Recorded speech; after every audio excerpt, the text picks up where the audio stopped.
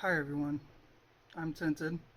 Today I'm going to be starting a new series. Hopefully I can actually get enough episodes in the end.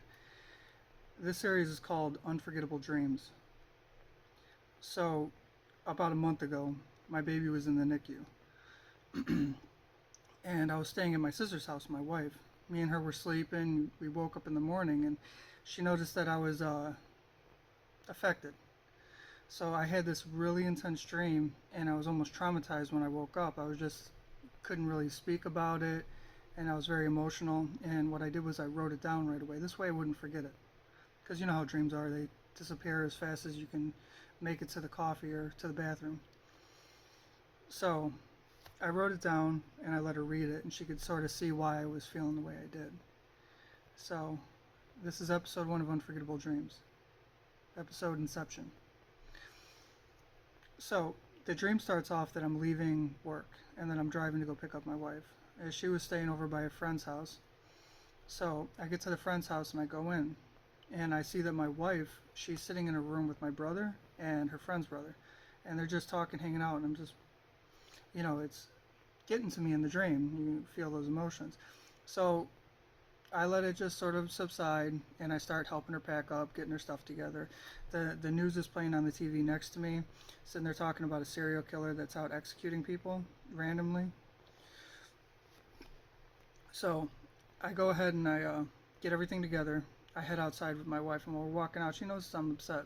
So we sat down on this little brick wall that's bordering the front lawn and we start to talk and have an argument. She's talking about me being jealous, and maybe I am, but still the situation. And I know it was a dream. It's not like my wife would ever do this. But, I was very upset. Personally, I was pretty upset. So we're sitting there arguing, we're talking, and all of a sudden, cutscene. Next thing I know, I'm walking out of the back of my house. I'm just walking into the backyard. There's 2 above ground pools at the back of the fence. There's a lot of people around, family and friends and nice strangers. Actually, somebody that worked at one of the hospitals at that NICU. So they're just standing around. They're having a great time. I see my wife. She's holding our newborn. I'm very happy. I walk up. I give her a kiss, and I grab my newborn. I just hold. Well, she hands me my newborn. I hold him against my chest, and then I'm just talking to people, going around. My wife gets really excited about showing everybody something in the loft, and I couldn't even figure out what she was talking about. But like I said, it's a dream. So we start walking in, and I'm walking up to the house, and the house is my house, but it's different. It's bigger. There's like this extra room in the basement. It looks like a walk-in wine cellar with a garage door. It was beautiful. It was bigger than my house. So as we're walking in, I'm just like, this doesn't feel right. This feels like a dream. So I'm like, but I'm trying to wake up, and it's so real. Everything, the smells, the sounds, the feel of everything was so real. So that feeling that it was a dream never really escaped me. But I kept going in. I kept following everybody in. So as I walk in, the main family room was a lot bigger. It had a staircase that sort of went up a wall, turned the corner, and went all the way up to the loft area. And the front door was off to the side. So I followed everybody in there. I'm walking up the stairs. I'm still holding my newborn. And somebody rings the doorbell. So, like, who's here? I'm looking over. Somebody gets the door. And my mom walks in. And this wasn't just like a dream. It's like it really was her.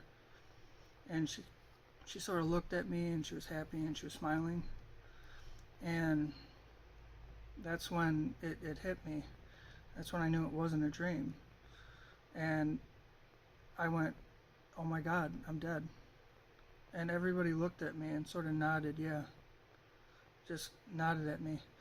And I felt that emotion, that pain. So I ran up the stairs and I ran to my room and I just dropped to the floor and I was crying because I was thinking about my wife being alone. I was thinking about my kids growing up without me. So I'm just devastated and, just sitting there. And then this guy comes up and he's talking to me and I can't really see his face. I don't remember much about him. I don't even know what we really talked about.